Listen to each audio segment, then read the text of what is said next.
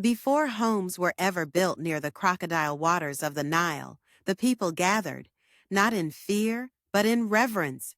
They called on Sobek, guardian of the river, divine protector of life and balance. When floods rose or spirits stirred, it was Sobek they trusted to keep the peace. His presence was more than power, it was protection incarnate. And did you know, pharaohs once invoked his strength before battle, believing the force of the Nile itself would move through their hands. Sobek didn't just guard the water, he guarded the future. I am Ire, and this was a sacred transmission.